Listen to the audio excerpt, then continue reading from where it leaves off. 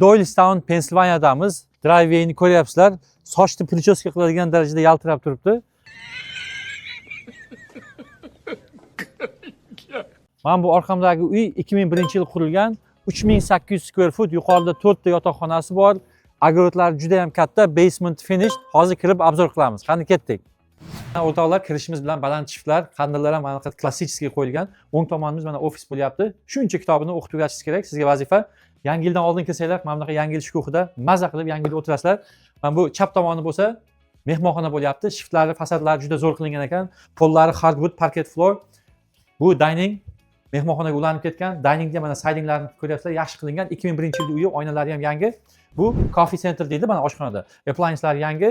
Bu yerda mana orolcha bor. Bu yoqda mana appliance gaz, plita, microwave. Bular 30 inchlik kabinetlar qo'yilgan, backsplashlar ham zo'r qo'yilgan. Xullas, mana dajman saydigacha qilingan ekan, gap yo'q. Bu yer mana nonushta qiladigan breakfast area bo'lyapti. Daj keladigan bo'lsak, bu family room deydi, oila bilan o'tiradigan joyi. Oynalar juda ham ko'p.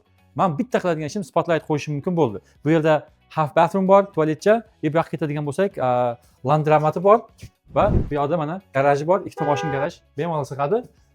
Bekarga ketamiz endi. Orqaga bekarga chiqadigan bo'lsak, eshiklari juda ham zo'r ekan. Chiqsak, mana hard landscapinglari ham qilingan. Xohlasangiz, u yerga basseyn ham qurish mumkin. Bu yoq o'sha yerlar hammasi shu uyga qaraydi.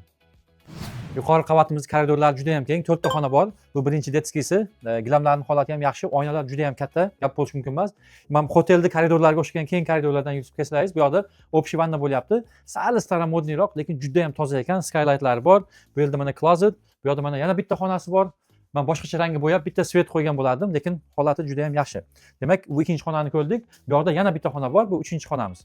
Fasadlari qilingan, pastki qismiga e'tibor bersangiz, oq qilingan, yuqorisini ochiqroq rangga bo'yasa, uchala xona ham zo'r bo'ladi qoladi. Endi masterga yo'l olamiz. Wow, bu masterda qaranglar, shiftlari shunaqa baland, yorug'. Bu hali hammasi emas. Daj keladigan bo'lsak, bu yerda mana lounge area ham bor.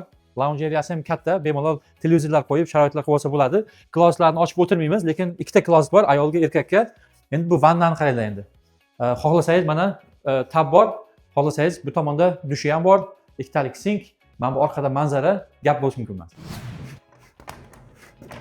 Assalomu alaykum O'zbekiston! Yaqinlarim, birodarlarim. Azizlar, bu basementimizda bitta kichkina qismi xolos. Mana bu yerda bemalol mashq qilib badan tarbiya qilsa bo'ladi. Asosiy qismi bo'lsa basementimizni ko'ryapsizlar. Polni tugatilgan. Mana ustunlarni ko'ryapsizlar, shunaqa zo'r fasad qilingan. Bu yerga toqchalarigacha moshina qilingan ekan, gap yo'q. Shifti baland. Xohlasangiz bu yoqda bilyard o'ynang, xohlasangiz kinoteatr qiling, farzandlar o'ynashi mumkin. Mana bunaqa toqchilarga gap bo'lishi mumkin emas. U yoqda bo'lsa isitish sovutish tizimlari bor. Hamma yog'i osvesheniyalari qilingan.